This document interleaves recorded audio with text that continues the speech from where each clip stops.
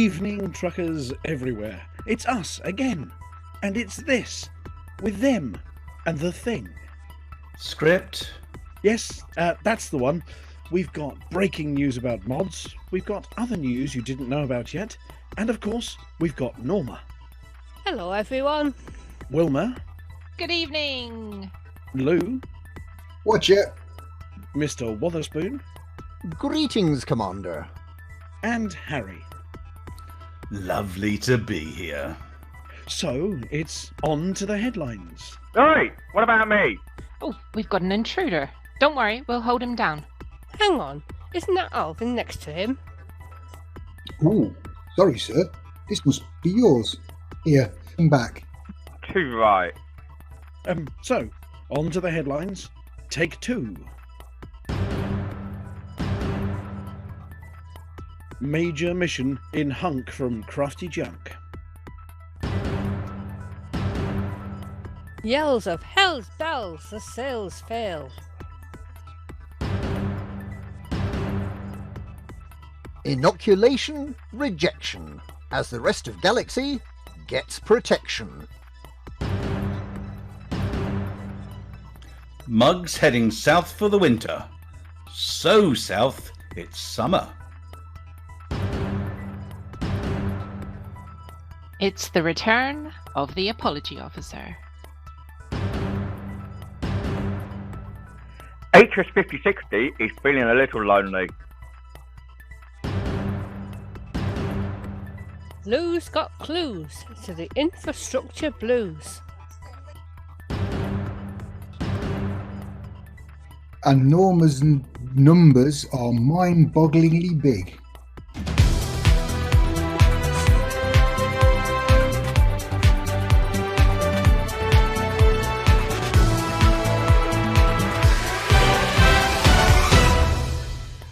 First tonight, amid ongoing delays to the development of fleet carriers, one intrepid Hutton pilot has taken things into his own hands.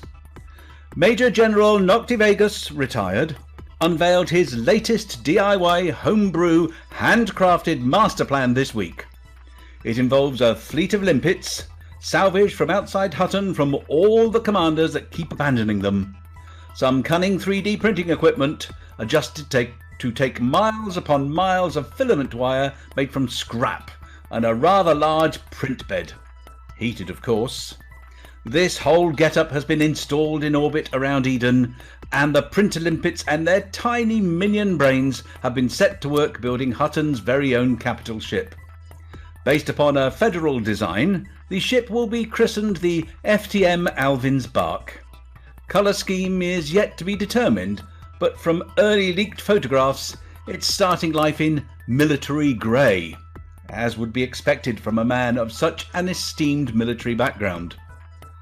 The features and capabilities of this ship haven't yet been revealed, though, as with any bark, it's worse than the bite, and we're expecting it to both bark and bite, and occasionally whittle disdainfully at any threat to Hutton space. We will bring you more on this story as the FTM Alvin's Bark takes shape, as and when, of course, the minion limpets get the resolution right.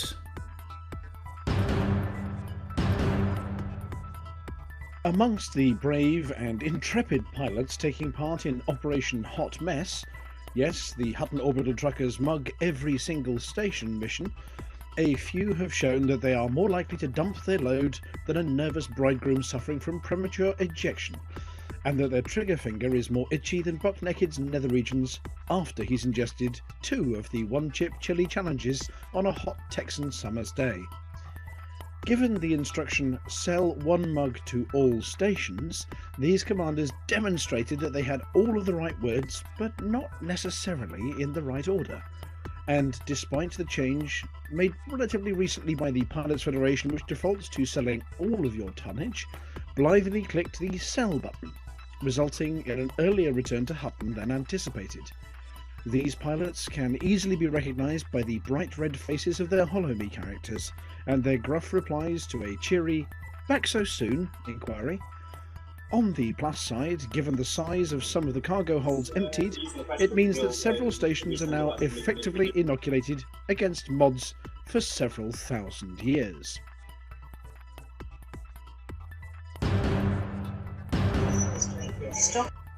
Hutton's mods prevention team, working hard hand in glove and foot in sock with the hot mess team, have been exploring the systems currently safe from mods and thoroughly inoculated, testing the population for any signs of illness. Initial reports are that the mugs, when added to the water supply, are doing the do admirably, meaning that anyone who drinks, washes, or even brushes their teeth with the station water is rendered immune to the dangerous new strain. This does of course mean that various pirate factions, including the Code and SDC, are still at risk, as everyone knows that they smell bad and only drink rum. Yar! Traditional wisdom states that herd immunity for the rest of the pilots in the galaxy is achieved at somewhere approaching 90% of the population inoculated. Hutton's team are getting there at an increasingly fast rate and hoping to stop the spread of mods within 8 weeks of patient 0 being identified.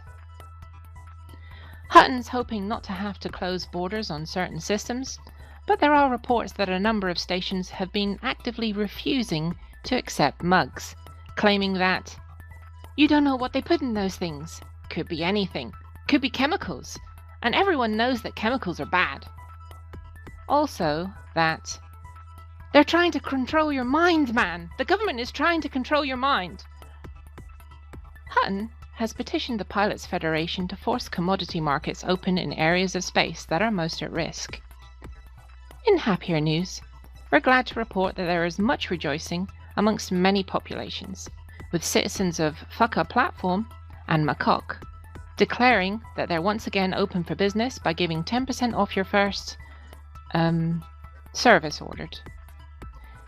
Big Harry's Monkey Hangout is handing out free bananas to Hutton truckers, and Shitty Sea is awash with outpourings of joy. Good job, truckers, and don't forget, whilst the profit margins never really matter at all, with stations near to Alpha Centauri, now all mugged, systems are paying top credits for your mugs. Not to be outdone on the trucking front, gravity-trapped Hutton truckers are proving that they're proper nutters by ensuring that even on planets we can't land, mods is fully eradicated. Yes, the crew of the Aurora Australis, Earth's only remaining icebreaker, most of the ice having melted because we never did manage to sort out that climate crisis, has set off for the last remaining patch of ice in the southern hemisphere of Earth, home to a series of scientific research bases, and of course, the source of the best ice cubes to go with your Centauri megagin, the Antarctic. Commander Dog's Breath and his crew will be braving the waters of the southern seas, mugs in hand, and another load in the hold. The research bases have been reporting strange symptoms, including, "Doesn't that penguin look like a chocolate bar, itis?" "OMG, my tongue is stuck to this metal door frame," repetitive Muppet syndrome, and "I haven't had a bath in months and my socks are now stuck to my feet." All of which are surefire signs that mods has settled in. That, and they've all got a nasty cold.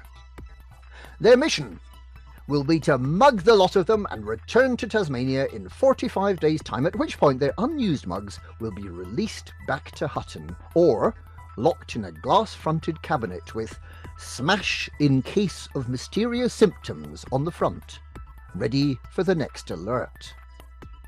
Good luck, commanders, and remember, keep your hand on your mug at all times, as we all know what strong seas and fragile crockery make. And it's not pretty.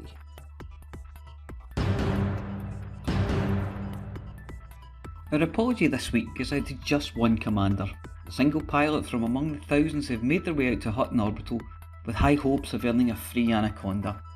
Now, before anyone laughs and says that's the oldest one in the book, just remember how many of us have been fooled by the old Hutton free Anaconda prank. It endures for a reason. Hutton is just far enough that game developers might just have put in a prize for going there. The free Anaconda myth endures for a reason. It's not very plausible, but it's just plausible enough that it's worth a try. So when Commander Fastcat 1 took a ship out to Hutton on Sunday night, they weren't being stupid or gullible or naive. They were showing the spirit that brought us all here, the let's try it and see what happens attitude that has seen millions of tons of scraps taken to Hutton to create the mug in the first place. SRV races at Beagle Point, races around the galaxy, so many commanders sent to the Pillar of Fortitude, and now a delivery mission to drop mugs to 55,000 stations. Many of their number came here via the free Anaconda myth and stayed to become great truckers. Not me, obviously, I'm far too clever for all that. I joined to see if we could buy real life Hutton mugs. We cannot. So while I send a heartfelt apology to Commander Fastcat 1, I'd also like to say, you've made the Hutton run. You're a Hutton trucker now. Get yourself some mugs and gins while you're out there and truck them all across the Milky Way. Additionally, by way of recompense, please accept a free meal for two at McThargoid's on the parade, for which I'd like to apologise in advance to save on the paperwork. Happy Bounty Day to you all, and especially to the residents of the Pitcairn Islands. Mia Harkness, Apology Officer, Hutton Orbital.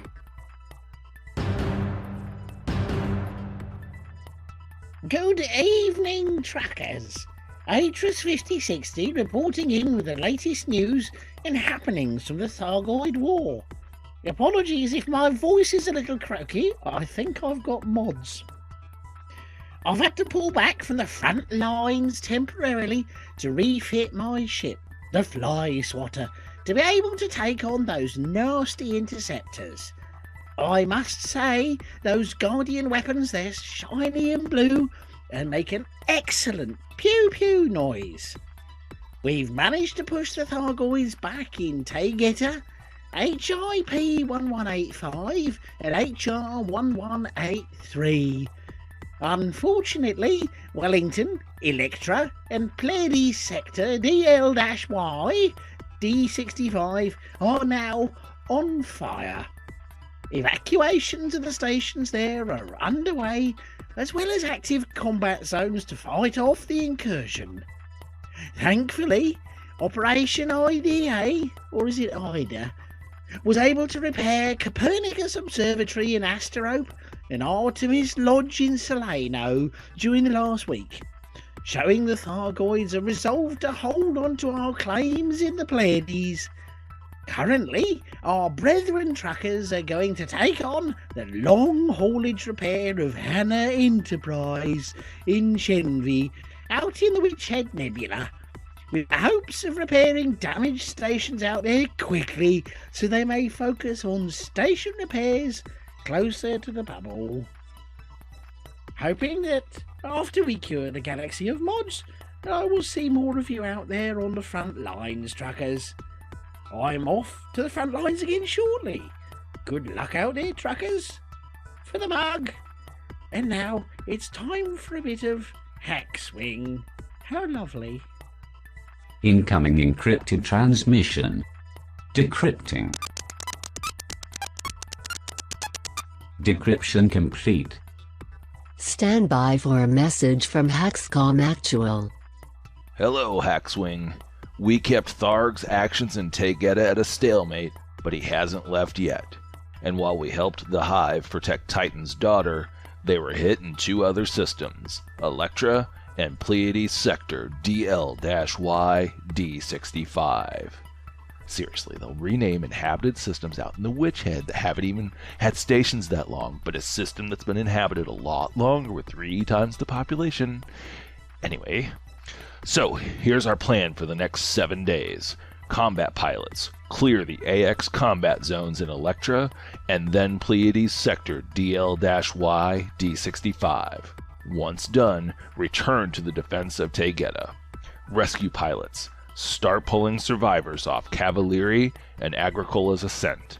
Remember, Tharg loses interest in the fight when there's no cookies left in the jar, so rescue operations are just as important as combat operations during incursions.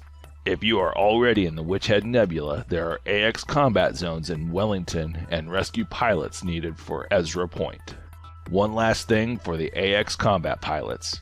Commander Exigeus, with assistance from AXI and others, has published a new anti-Xeno category on the edtutorials.com site. Worth a look, especially for those getting started on AX Combat.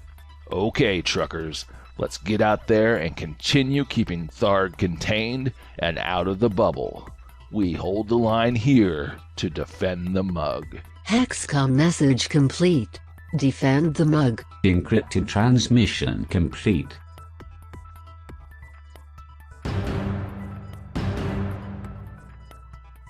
Oh look, we've got an event on. So, guess what?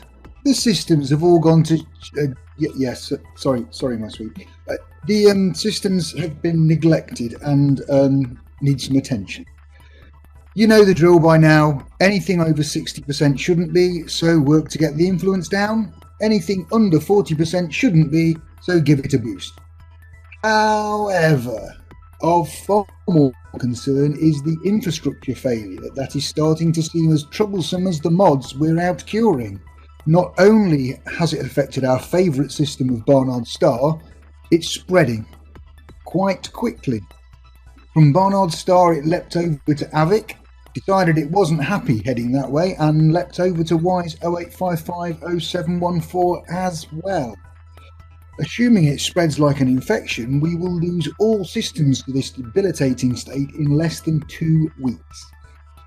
Then we'll have to move to Colonia, and no one wants that, right?